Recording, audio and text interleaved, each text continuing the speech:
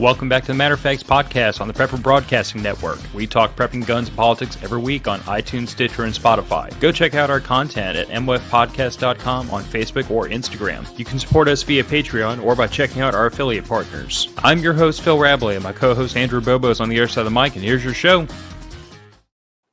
And welcome back to the Matter of Facts podcast. It's just me and Andrew this time. I still have no shotgun, and I have apparently angered the minions by admitting this yet again, that I still don't have a shotgun. And I apparently I've angered our closest friends and apparently the gods of prepping. So I'll just have to take my licks.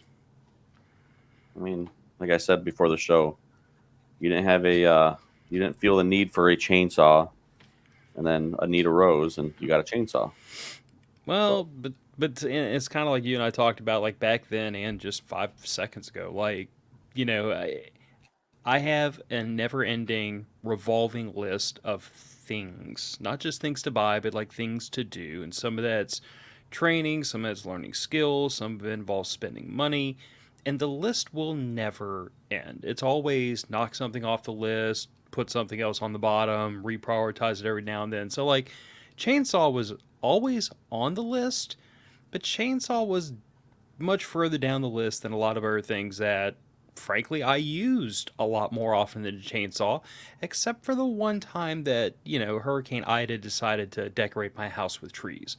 Then, all of a sudden, the chainsaw went screaming right to the top of the list, and, you know, now I have one chainsaw, which I'm still toying with the idea of turning into two, and a not inconsequential box of crap to keep that thing running pretty much no matter what happens. Like, spare bar.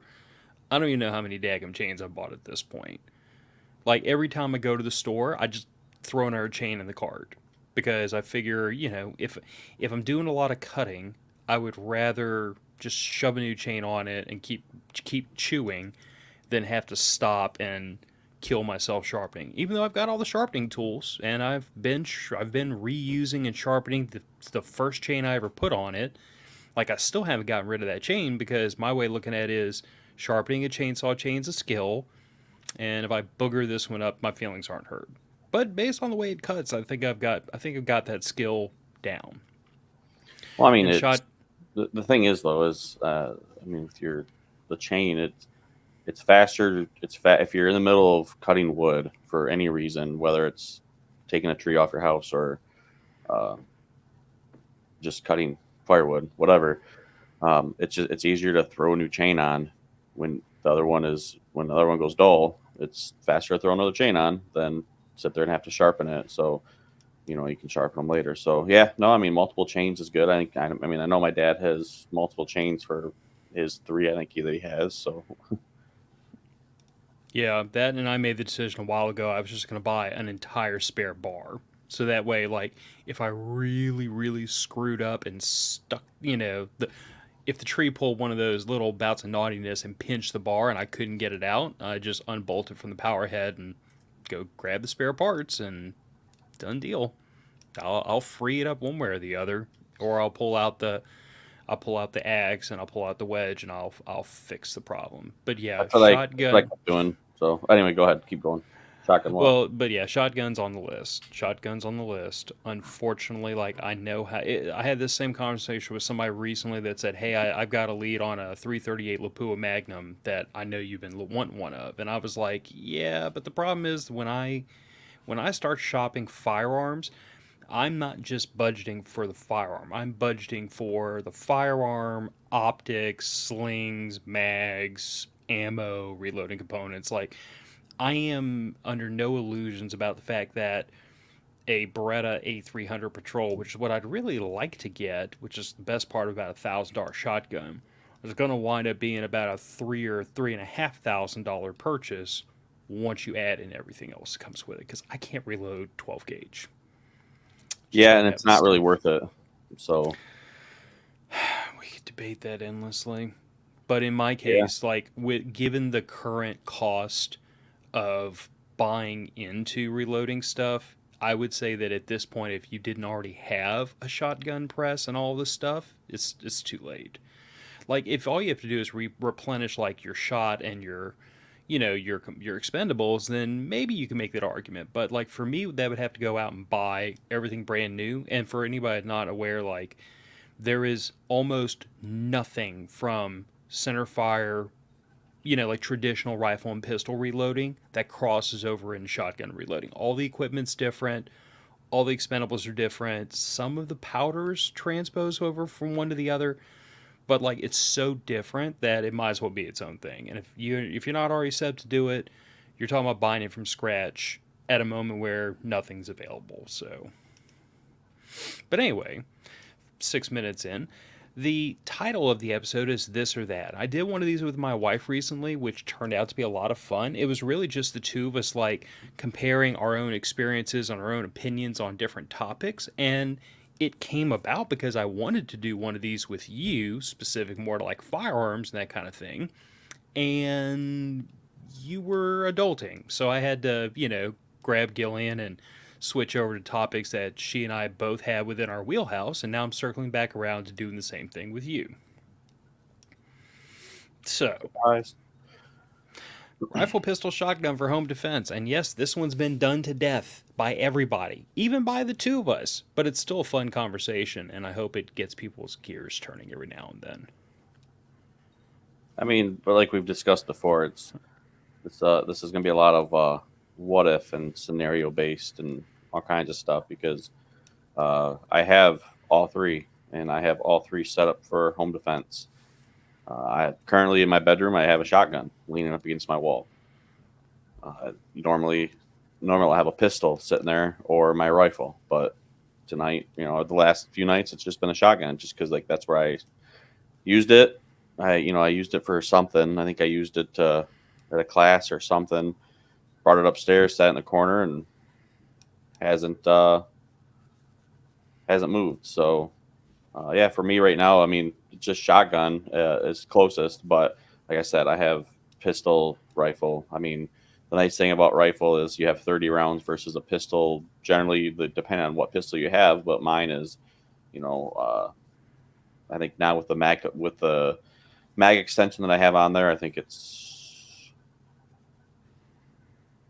17, 18 rounds. And then, and then the shotgun is nine rounds.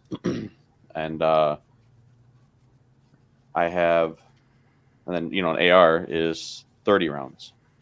So I guess it all depends on what exactly. And I mean, the AR is set up for night vision a lot better. It's got IR light on it, IR laser raised up so I can look through the dot if I need to, all that stuff. So I guess, yeah, I mean, honestly, it depends on what you're setting up for, what you need it for, where it's going to be at, all kinds of stuff. So let's talk about a bump in the night. Like not the zombie apocalypse, like trouble's coming, but like glass breaking at 2 o'clock in the morning. What's the first thing you grab? Since we agree most of this is context based, let's put context around it. Well, currently, I mean, so if it happened tonight, I mean, my shotgun, it's right next to my bed. It's RMR on top, light on the side, like it's loaded, ready to go. I mean, the only thing that's not is it doesn't have one in the chamber, just because of shotguns aren't entirely drop safe. Yeah. So it's cruiser ready, in other words. Yeah. Yeah. And see, for me, for a while, would a shotgun kill a gator? Funny enough, you can kill a gator with a 22 if you hit it in the right place. Like, yeah, okay. Side note, for people that like, quote unquote, professionally hunt alligators down here, a lot of them just use 22s because like once you get the alligator kind of like pulled up against the side of the boat, all you have to do is just 22 right to the base of the skull and it's down. So it really doesn't take much. The problem with an alligator is not that you need like this big old bazooka to freaking put them down. The problem is they have a mouthful of teeth and they tend to bite things. So as long as you hold them still and 22 into the back of the melon, they're done. Police are going to have a field day trying to figure out what happened at Andrew's house, sorting through 30 rounds of 5.56 17.9 mil casings and 9 shotgun shell holes. Well, you know what? I mean, if he discharges every bit of that defending himself, then I would say that's probably a good argument why we need belt-fed machine guns for home defense. But nobody wants to have that discussion with me. But Just put a cannon at the top of my stairs. Tally ho. see, for the longest time, I was firmly in the rifle for home defense, and like you and I've had this conversation. Like I can run a shotgun. I know how. I know how to run them. I'm fairly accurate with them. I'm pretty good at leading targets with them. Like I'm not a moron when it comes to shotgun. There's just something very subjective that has never really captured my attention with shotguns for years. If you give me my pick, I'm gonna default to a rifle every time. And you could argue some of that's because I spent the summer when I was 17 playing with M16s because I was enlisting or what. But like that's the weapon system I am most familiar with, and it's the one I gravitate to. It's the one I know how to fix problems with. But more recently, with me taking a step back from having an extremely short, chopped down AR-15 platform or AR pistol and rebuilding that into a 16-inch carbine, which is behind me, which is like the dedicated night vision gun now. I'm now in the position where like my go-to home defense gun is actually the CZ Scorpion, which I know I've been the biggest proponent of intermediate cartridges for home defense because of the firepower advantage, because of the magazine capacity. And the one thing I'm forced to admit until I finally get over my hurdle and like buy a suppressor is anybody that's ever fired a full power or an intermediate cartridge in an enclosed space without hearing protection and without a can knows it is blisteringly uncomfortable. And by blistering, I mean like your eardrums will hate you for a long time afterwards. It's painful. It can cause long-term hearing loss in one shot. And even with a suppressor in an enclosed space like a hallway, it's going to suck really bad. A 9 mil is not going to suck a whole lot less, but it'll suck less. So with a Scorpion, I've got a red dot that has an auto on feature, so as soon as I pull it out of the safe, it's lit. I've got a light on it, and I've got 30 round magazines. So call that the intermediate solution, so I don't have to go grab an AR-15 or an AK to defend the home. Am I giving up firepower? Sure. Do I really feel undergun having a 30 rounds of 9 mil at my fingertips when I'm just holding a hallway? Not much. And if I am, I've got things I can go grab. Yeah. Yeah, I mean it's nice. The shotgun. I mean everything is nice to have, and then having that variety. I mean, what was it? The man spot, I think, or the man. I can't remember what it is on Instagram, but basically had the video he came out a couple years ago was a guy, burglar came in the house, started stealing stuff. Wife woke him up, and he ran into the closet, and he kept coming out. Oh man, I don't like this one. And then the wife goes no, and he goes, what about this one? No. And he spent all the time trying to figure out what gun to use, and they basically cleared out the living room and got away.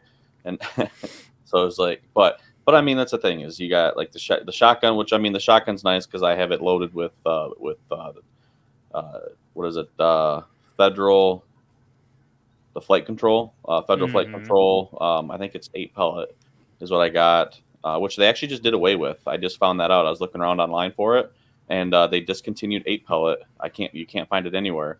Interesting. So they did. They have 9 pellet now. Is what you can get. Oh. Which 8 pellet. The issue is what I've read on it was, and in shooting it is that 9th pellet. It goes kind of wherever it wants to. Like it's actually kind of crazy when you go from 8 and you add that 1 pellet in, just because of the way they stack on top of each other in the hull, or in the wad there, and then it like the way when it shoots out, yeah, that 9th pellet kind of just flings off in a random direction sometimes, so you can kind of find it not in the group that you want. So if you have it, but like my shotgun, I have it set up to where it's loaded with 8 pellet of that shot or the buckshot, and then it has a match saver on the side with a slug. So if I have to do a quick like a shell exchange there.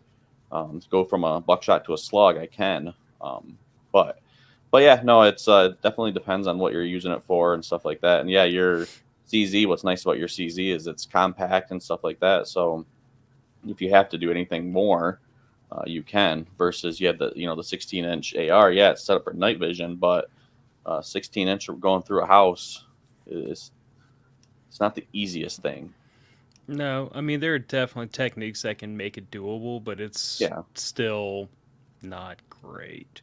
And again, like most of what I would make me default towards a rifle being like the ability to shoulder it and the enhanced accuracy potential and stability, that matters a lot less when we're talking about shooting across the house.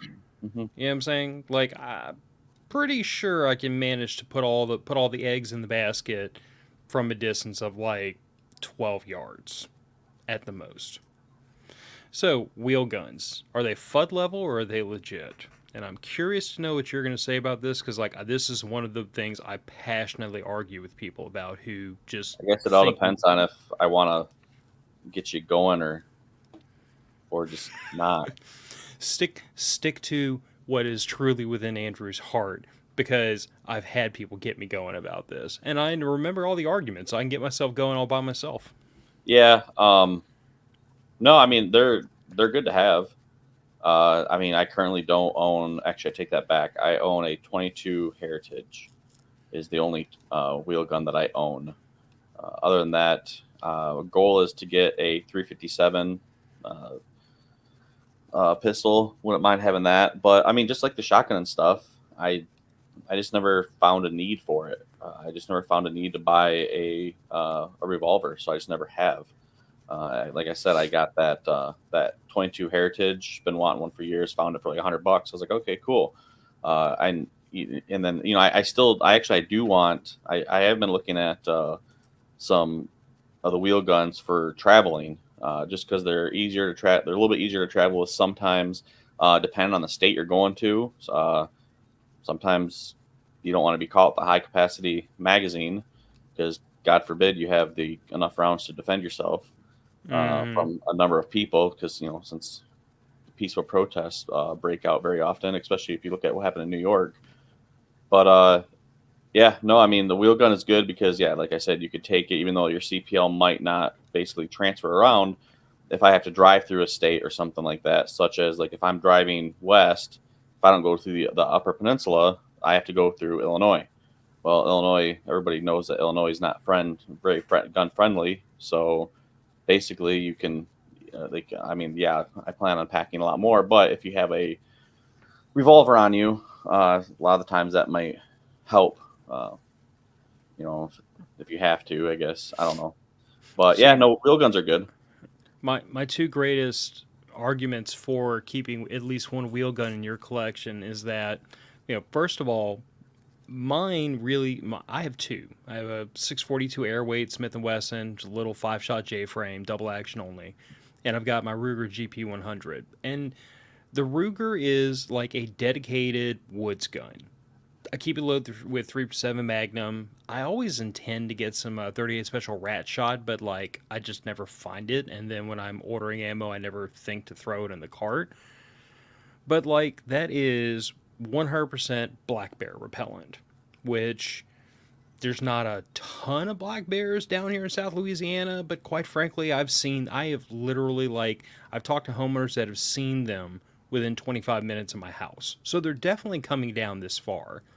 And black bear are not really the most aggressive creatures on earth until you get between mom and her cub, and then you better be ready to do what you gotta do to survive that altercation, because black bears get a little pissy when you're between them and their young. And my 642 Airweight is like it's the gun I slim down to when I can't carry a double stack 9mm, which is my preference. So when I want something slightly more capable than a pointy stick, I get the 642 Airweight. When I carry it, I usually will also carry a Bianchi Speed Strip with 4 extra rounds on it, and that's just so that I've got 4 extra shots. Because that's the only thing about a revolver that really nerves me is ammunition capacity. So like you better spend some time practicing getting used to reloading it so you can do it under stress. But at the end of the day, if I can't carry what I want to carry, I drop down to the revolver. It's small, it's very lightweight. I mean, it's 15 ounces, and it doesn't have a hammer spur on it, so I can literally wear that wearing almost anything very comfortably and wear it all day. Most recently, since my wife and I at the beginning of the summer, we've been walking like 2 to 3 miles a day to get in better shape. That's been the gun I carry with me when I'm out walking the neighborhood because it's small and it's light and I don't have it the beaver tail digging into my love handles or anything. And more recently, I finally got over the hump and stopped walking around in like my dad jeans and everything, and got some like purpose walking shorts so that I have something lighter weight and everything to walk in. But that presents a new problem because I'm no longer wearing a gun belt when I'm on these evening walks. So I need the absolute least amount of weight I can get away with so that my pants aren't dragging down around my butt. So like there are justifications for something like a super lightweight small revolver. My argument for what like my argument doesn't work as well if we're talking about like an everyday carry scenario because I don't see the need to carry 357 Magnum or one of the big Magnum revolver cartridges for a daily carry unless you just want to dirty Harry somebody to death. I think 9 mil, 40 Smith, 45 do the job perfectly well. And then if we're talking about like wanting to put down four-legged predators, you are never going to convince me that unless we're talking about 10 millimeter Magnum or some of the really big stuff, you're never going to convince me that 9 millimeter or 45 ACP will do work on a four-legged predator as well as 357, 44 Magnum, or any of your big boy Magnum cartridges. And that's something that a revolver will, in my opinion and experience, will always do better than a semi-auto.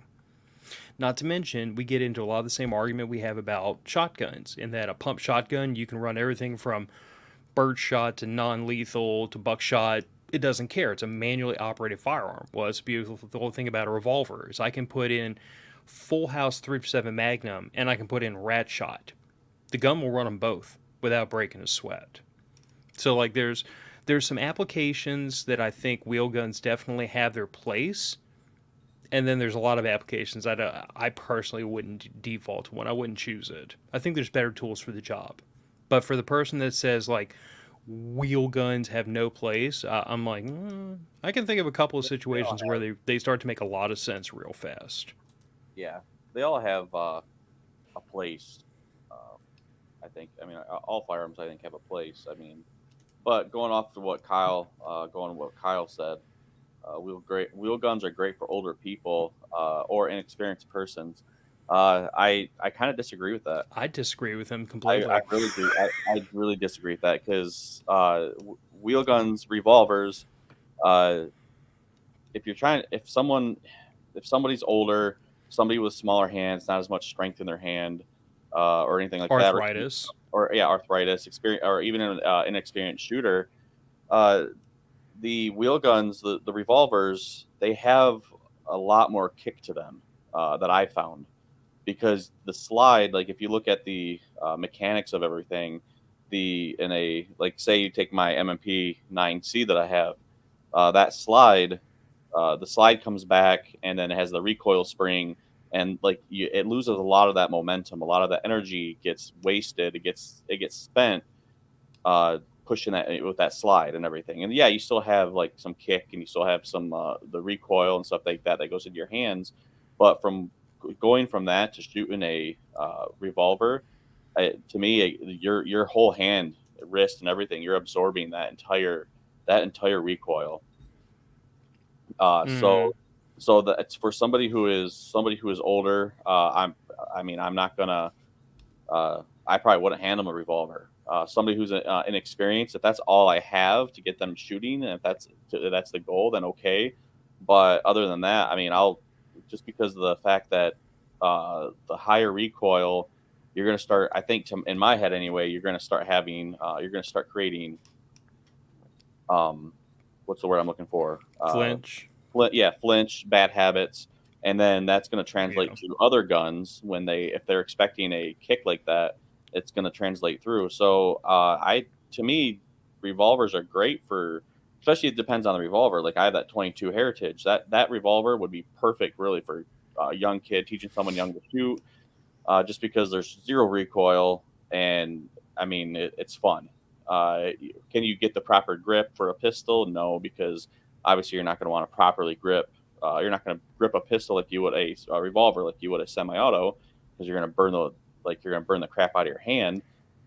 But they do serve a purpose. So Yeah. And one other thing I meant to throw in before we jump over to this next topic is the one big strength for concealed carry that revolvers have over semi autos is I would hope we don't have to debate the whole carry with one in the chamber, unless you just happen to have some weird handgun that's not drop safe. And there are some out there, and if you have one of those, then I forgive you for this.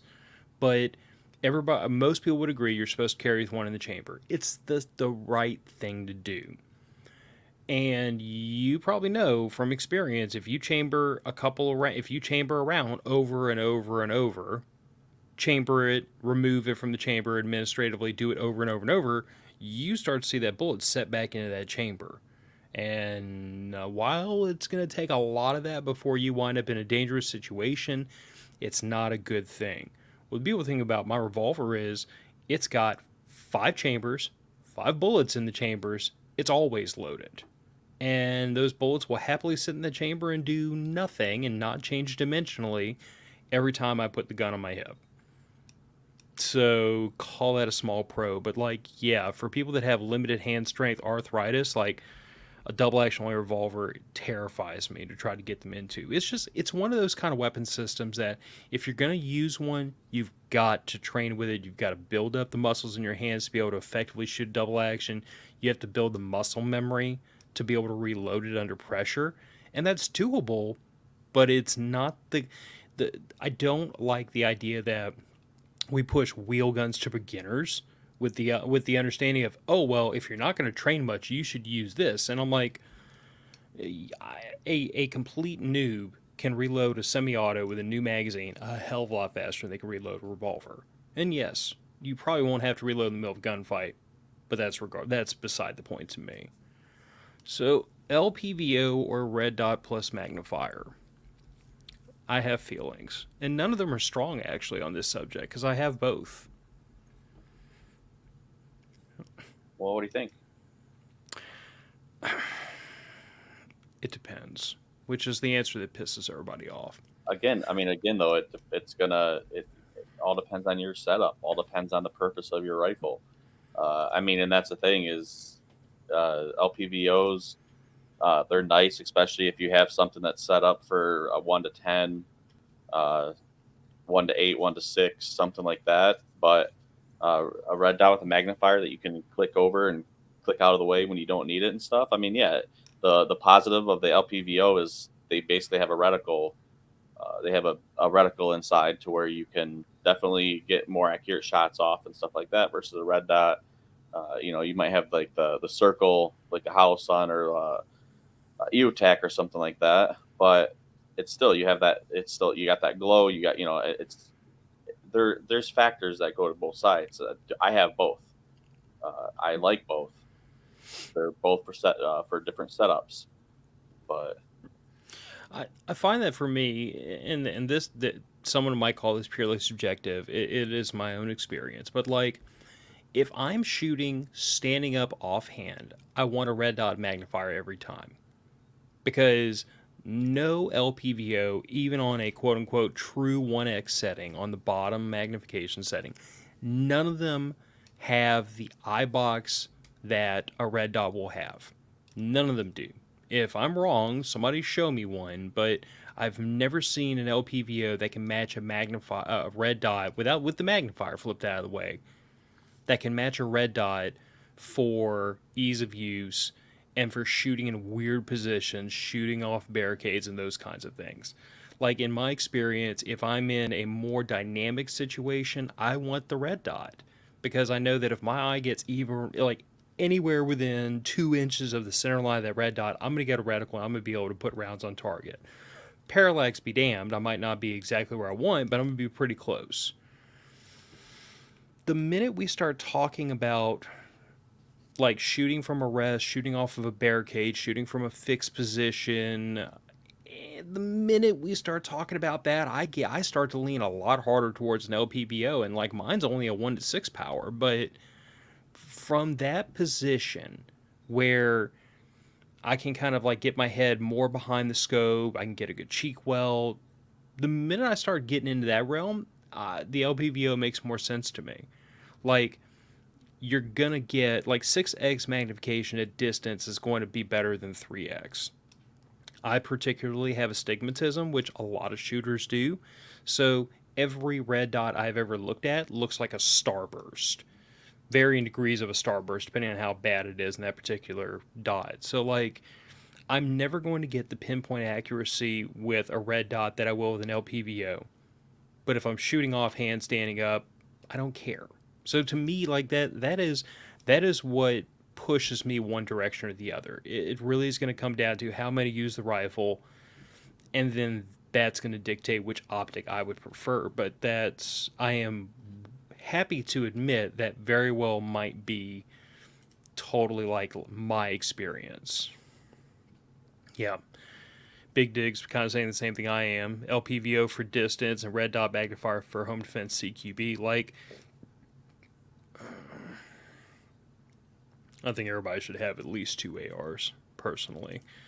And now we have to start over because Stewart's with us now. Not really. He'll catch up. All he's going to do is give me hell about not having a shotgun anyway. Yeah. But like I said, like the 3x magnifier behind a red dot, it gives some flexibility to the red dot that it wouldn't otherwise have. It's not a replacement for an LPVO, but the red dot is in some ways more flexible than the LPVO ever will be for certain situations. I think I could go either way, and I wouldn't take a strong stance against one or the other. I just say that depending on the situation you're thinking about, you might lean one way or the other. Yeah. Yeah. Yeah. No, I agree with you. I mean, again, it just all depends on your setup and what you want to do and what you want to do with it. And yeah, I mean, if you're gonna sit there and have a rifle setup for home defense, I guess I wouldn't necessarily put a LPVO on it, just because of the fact. I mean, hopefully you don't leave it on 8 power and sit in the corner, but you also have the ability to um, just when you're just it's a scope, so you're gonna have eye relief and stuff like that. So if you're sitting there trying to clear your house or do something in your house and you are trying to keep track of your eye and the scope space and all that stuff, it's just harder. So has it been done? Yeah, it can be done.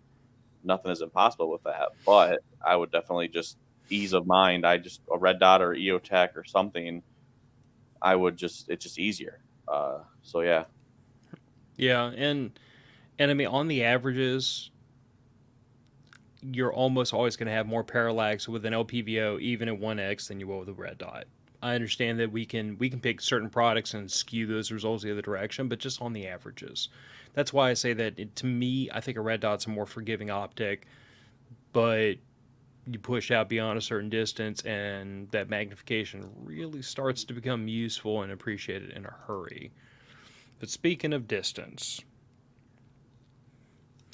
you modified this since I put it up, and that's fine. I was kind of thinking this along in the terms of like for not a maybe not a precision rifle, but like a DMR long range gun. And there are proponents, not so much of lever guns, but there are definitely proponents that say the semi-auto gives you the faster follow-up shots, the bolt actions are ultimately more accurate, more consistent, and again, that's like to a similar price point. Like you can buy a pretty good bolt. You can buy a pretty mediocre bolt gun, and it will outshoot a comparably priced semi-auto. You can get a really expensive semi-auto that'll blow every bolt gun in under a certain price range out of the water. But when I look at the kind of the pinnacle of super accurate rifles, you're spending a lot more money for the semi-auto, and the bolt guns still usually clean them up at the end of the day. So like, what do you think? Like how much more weight do you put on the semi-auto having the ability to make those faster follow-up shots, or do you even believe that's the case? That the bolt action is more accurate enough to overcome slower cycle times. I mean, I guess yeah, semi-auto just because of the fact that you can just pull the trigger and as fast as long as that bolt cycling fast enough, fast, you'll have faster follow-up shots. How accurate those follow-up shots are going to be, that's completely up to your training and how fast you're taking the follow-up shot. But I mean, I know I've seen some people, some like the pros and stuff that run those bolt actions, and they run them, especially when they get the custom made, or if you get one, you polish it up enough and you do some work on it, you can get these bolt actions that you can throw the bolt and reload pretty freaking quick. Uh, I mean, so it's like, so I don't know. I mean, but yeah, bolt action definitely for distance and accuracy, hands down, bolt action. I There's shots that I've taken with my bolt action that I never would have probably taken with a semi-auto, just because of the fact that I just know that I should hit it with the bolt action over the semi. And then yeah, lever action. A lever action, I like to throw a lever action in there just because like I feel like that's a happy medium. Uh, it's to me it's like a good lever action. You're going to get some distance and you're going to get some accuracy. And then if you're looking at both, but yeah, so I mean I just love lever actions. But yeah, Oh, so some I love a good lever action too. There's something just fun about shooting them, but I think it also comes back to like how you plan to use them because the problem a bolt action has, and at least everyone I've ever been around, where I want to put my face on that stock is directly in the path where that bolt has to go. So you're going to break cheek weld and move your face and therefore lose your view on the side on the your sights and your optic every time you cycle the weapon, and that's really hard to overcome. Otherwise you got to back your face down the comb, and I can't personally, I've never been able to train myself out of this habit of moving my face when I see a piece of steel flying back towards it. And with a lever action, you're gonna wind up in the same kind of situation if you're shooting prone, for example, because you're gonna have to kind of kick the side of the rifle out to the side to be able to chamber it. If you're shooting off a barricade or off of a tall enough rest, that won't be a problem. And this is one of those situations where semi-autos really kind of start to make their case because the bolt is going to reciprocate backwards into the stock, and that's happening underneath your face. So it's not always how fast the bolt cycles. It's just the fact that because of the design of the weapon, where does the bolt have to cycle? If the bolt has to come out the back of the receiver directly in line with your noggin, then your head's got to move. I mean, I guess it doesn't have to, but it probably should. So I don't know. Like for really long range, if I don't think I'm gonna have to make a whole bunch of really quick shots, yeah, I take a bolt action every time. But there is a reason why Afghanistan and Iraq really illustrated that split because like what we saw in Iraq a lot, not exclusively, but a lot more, was a lot more semi-autos and intermediate cartridges that were like DMR or designated marksmanship rifles. We didn't see as much of the get down into position and make super long range shots until we got to Afghanistan. Because again, it's the engagement distance that was driving that, and the odds that you have to make 4 and 5 and 6 shots really quickly decreases with proximity to some degree. So I mean, it all comes back to like use case and what do you prioritize. But I think everybody needs to have a lever action just because lever actions are fun. I love my 4570.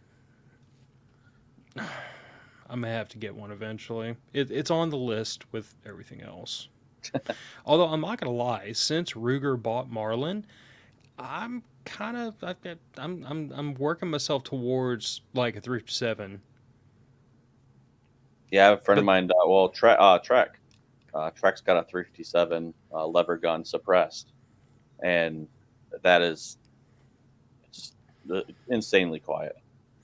yeah, the only problem is I keep catching myself wanting like a 44 Magnum, but then I'm violating my own rule of ammo commonality because I already have a 357 revolver, and I'd kind of like the lever gun to match.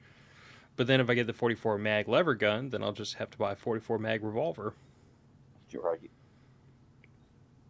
Anyway, shelter in place or clear the house. And this one I'm sure is going to be a bit controversial because I kind of think both camps who insist my way is the only way are frankly idiots. Yeah. I mean, Again, this is like home invasion, bump in the night, glass breaking yeah, at 2 a.m. kind of situation. yeah. I mean, I guess it all depends. Also, for you, I could see it being different than me. But if I hear, I mean, and it's happened since I like in the year that I've had this house, just in the year over the year, just getting used to and it's an older house. It's a 1950s house with wood, the whole like wood all the way through the entire house. It's the original wood flooring, so the steps and everything wood, and so the temperatures when the temperatures fluctuate. That's the one thing I've gotten used to is as the temperature throughout the day and then going into the evening and night, as the temperatures fluctuate in the house or outside and then also inside the house, these boards like they'll creak, they'll pop. Mm-hmm. And when I first moved in, there's a couple times where like I remember getting woken up in the middle of the night because I heard sounded like somebody was walking up the steps, and I mean I grabbed my gun and like I cleared the house. Now, if you are in a situation to where, like, especially with like a family or something like that, and even me here, I take to heart. I really took with what there was. I was in a class for. I don't remember if it was a class, and I think Trek has talked about it on the show, but the one thing that he's always said, it totally depends if everyone goes sleeping. Right. Yeah. Abandoning your kids. Yeah. And this is where Trek really made a good point one day was basically you have a plan with your family. And then on top of that, are you going to run out and try to defend the house when there's people that and possibly get killed in the process because they're in the house somewhere. You know the house. They're yeah, it's your territory. You know the house, but there's a lot of places where people can be standing and you walk right past them and okay, they got you, they got your gun. Now they're going to go in and get your family possibly, or they shoot you, stuff like that. So one thing that Trek always push, and I really like this idea is you have a plan in place to where it's okay, husband, wife, you go in if you have one kid, two kids, whatever, possibly run in, either get the kid and put him in the master bedroom, or or run into the kids' room and shelter in place. You shelter behind the bed, facing the door, or something like that. Uh, Generally there's windows in the bedroom, so take a glow stick or something, pop the glow stick. You have a glow stick in the room, but this is part of your plan, but you basically pop the glow stick, put it in the window. You then call 911 and say there's somebody in the house. My family and I are in the master bedroom. Like for instance, my bedroom is on the southeast side of the house, so I'm like, so you call, hey, we're in the master bedroom. There's a chem light, a red glow stick chem light in the window. That's the bedroom. It's in the northeast corner of the house. The door is closed and locked. I do have a firearm, and we are wait. Please send help. There, anybody in the house, they're not supposed to be there, and just please let me know. Just pass it on to, hey, you guys call me or let me know if you guys are coming in the house or whatever. I mean, I know they're going to Mm-hmm. announce, police are announcing themselves, stuff like that. But I mean, you have a plan. So, but that's the thing is shelter in place or clear the house. I mean, I honestly shelter in place is going to be the safest option. Really, I mean, you have all the stuff to if you have the firearm, you have the stuff to to defend your family in case somebody does come through that door. Then do it. They can come to you. Don't run to your death. Yeah. So let me read this comment out loud for the audio listeners because it's a habit that I've been told I have that I have to break. Is just throwing this up on the screen and then subconsciously thinking, oh, everybody can read this. Hmm. Big Dig said, it totally depends if everyone in your home sleeps in your bedroom. If not, what are you going to do? Abandon your kids? And like Andrew kind of alluded to, that really is my problem because my daughter sleeps in a bedroom across the hallway from our bedroom.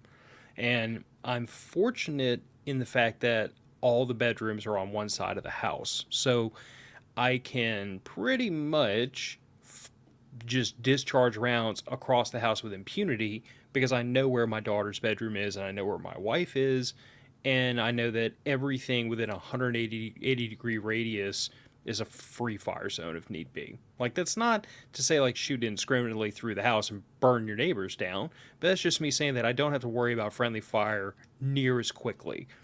But I do remember the house I grew up in.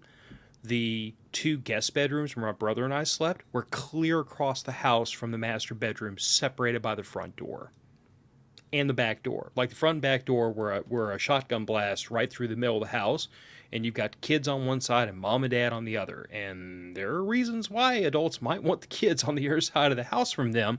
Unfortunately, in home break in, where people tend to use windows or the front door, that now means you have no choice. You have to exit your bedroom because your kids are on the other side of potential danger. And the situation I'm in this house is the first thing I have to do is charge into the hallway and group up on that hallway and can use that hallway as a funnel to control the house so that my wife can cross the hallway, get our daughter, get back in our bedroom. And you can tell I've probably thought through a lot of this and planned a lot of this out and rehearsed a lot of this, but the point remains like staying in my bedroom is not an option until I get all members of the family into that bedroom. So this is one of those moments where I say you probably need a little from column A and a little from column B. Like, even if you live in your house by yourself like you do, you and I both know that if you call the cops 3 or 4 times in a week because your stairs creaked, you're going to have some explaining to do. So there is a point at which like you as a responsible homeowner are going to say, I heard a noise, I don't hear any more noise, let me get my gun and go check it out just to be safe. Now obviously that's a different situation than if you hear the thudding of boot heels on the floor and lots of people yelling. Then obviously we know we have a problem. We hold the front door, we hold the bedroom door and we lock and load. But I would encourage a person who says, well, it's my house and I'm going to defend it. If you get all of your loved ones into your room, you're not defending anything. There's no need. Everything that can't be replaced by insurance money is in that room. And if you think ahead, everything you need to sustain them or protect them should also be in that room. So the thing I want to discourage a person from doing is that once you've accomplished loved ones are all in a bedroom, we're calling 911 for help, I want to discourage people from thinking to themselves, I'm going to go clear the house. Because one man room clearing is inherently risky. One man CQB inside a fixed structure is freaking difficult, and sometimes it's impossible. I personally know that I have a spot in this house that if God forbid I ever had to clear this house, it cannot be cleared by myself. It's not possible. I would invite Trek over here right now and ask him, what do you think? How would you approach this corner? And what he's probably going to tell me is stay in your damn bedroom. Because it cannot be done one person. It's not, there's no safe way to do it. There's no amount of pine corners. There's no amount of tactics. It cannot be done because of the relationship of all these doors in the rooms and how they face each other in this small confined area. So I just, like I usually get, whenever a person says this is always the way in all situations, it probably isn't. But please, for God's sakes, don't think that you're John Rambo and you're going to clear your house by yourself while your wife and kid stay on 911 in the bedroom. That's not a good idea most of the time. You probably just need to stay in the bedroom and lock the door and call 911. And then hopefully your home intruder doesn't decide to play FAFO. Lone Wolf versus Mag. Why do we even have to have this conversation?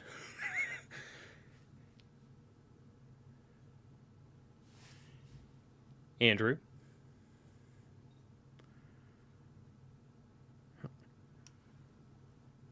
Can you hear me?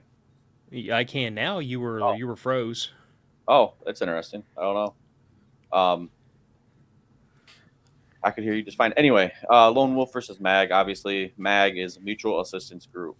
Uh, I would definitely, I would definitely put it out there where Mag is. It's the total way to go. I mean, you're never gonna if in any kind of situation, or I mean, survival. We're talking survival situation where crap has went south. The solar flare definitely hit. total government control, whatever you want to call it, um, or societal breakdown, whatever. A mutual assistance group is always a good.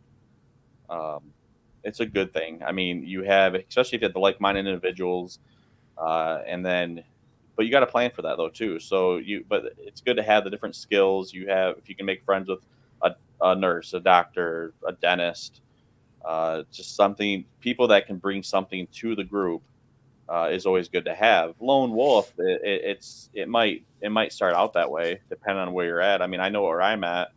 I mean, yeah, I got friends around me and stuff like that, but it, there's a good chance that I'll be on my own for a short period of time. Hopefully not that long if something ever happens, but you never know. And so, the mutual assistance group, especially if you got to pull security and stuff like that, I mean, you have to sleep. So if you sit there and you if you got to sleep, you got to have somebody that can pull security, with you, that can watch over you while you sleep, and then vice versa. But yeah, I mean, so it's interesting. So I threw it in there just because it's, I don't know, a talking point.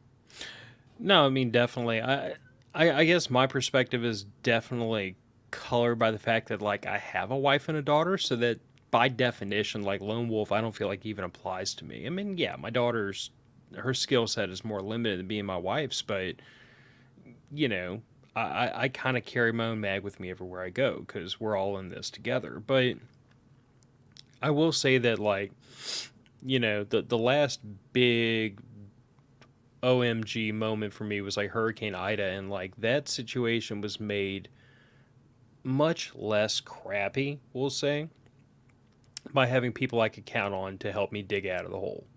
Family came in from out of town, brought a chainsaw, brought a bunch of strong backs and some morale boost, and it's like you kind of surmise when you spoke to them when they were on their way down. Like, I know Phil and Gillian, they've got food, they've got water, they've got their basic necessities met. I'm not worried about them. You were primarily worried about us dying of heat exhaustion, which we had ways to beat that too. But like my big concern was just manpower and how much I could get done basically by myself, and realizing that at the rate I was able to get stuff done, the problem was not going to get worked out in any kind of reasonable time frame. So mag is always better. I find that finding your mag is usually the hard part, especially because preppers tend to be a little bit on the cagey side. We tend to want to keep to ourselves. We don't really want to talk to the normies about the stuff we have. So, like, it's going to involve a certain amount of put yourself out there and quote unquote try to make friends. But, I mean, a mag is always a good thing, and I would argue usually it's a requirement. Big Dig saying they probably just want to do some light probing, have a wine cooler, and try to set the mood. I'm assuming that was in relation to the whole.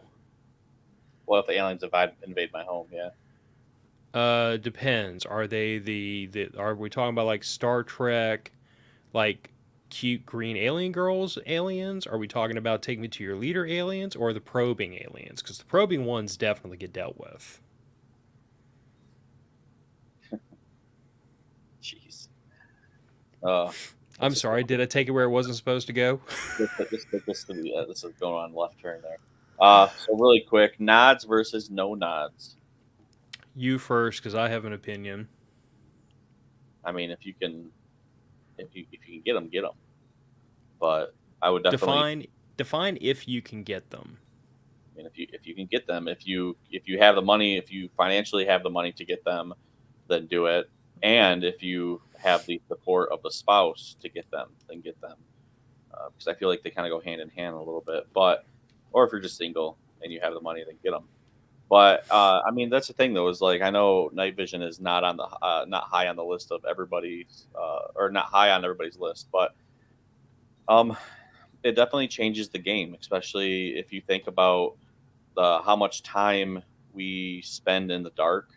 I mean, the sun is only, unless you're in Alaska or wherever. I mean, doesn't the sun is only up for so long. So if you can also have the ability to own the night, and this goes back to a security, to a security standpoint, if you can own the night, then you can definitely keep your place more secure than the average person. especially if you have to move at night. You have that ability now. If you have to, if something were ever to happen, you have to scavenge. You have to do something that sometimes it's safer at night.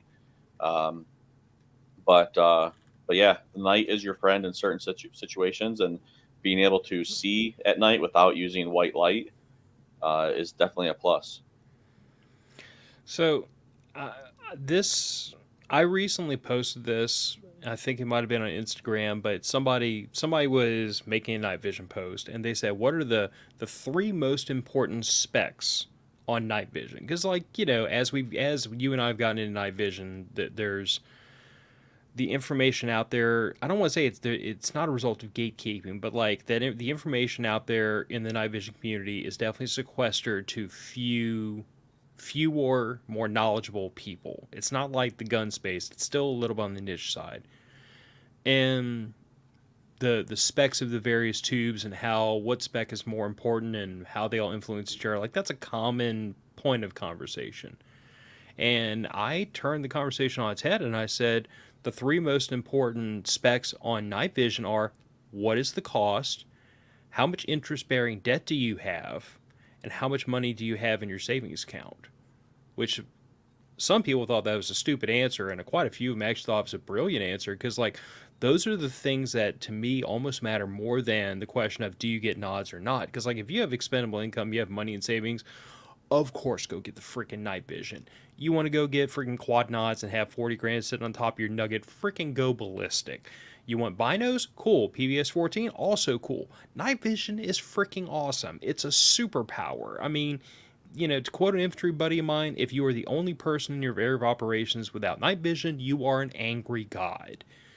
It is a capability and it is a level of capability for a person who's planning for a really bad day in a really creative set of circumstances.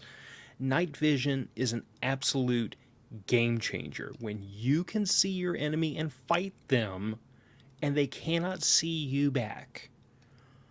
But we have friends who've said night vision is the one thing that is so critical they would go into depth for it.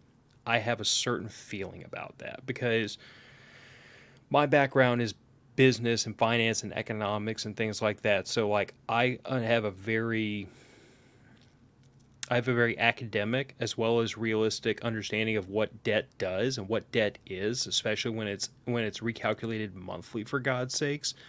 And I understand that if we're talking about financing, like 2.5 grand on the low end, 8 to 9 to 10 grand on the higher end, and if we're doing this with a credit card, for Christ's sakes, or a personal loan where we're talking about 15 to 20% interest, and that interest is going to be calculated monthly, that is a nauseating amount of interest you're going to pay unless you can pay it off aggressively and quickly.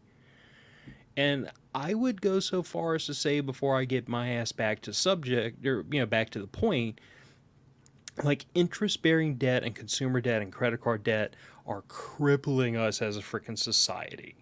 So if I haven't made my feelings well enough known, I would say that if you're out of debt, if you have some expendable income, if you can pay cash for it, then go bananas.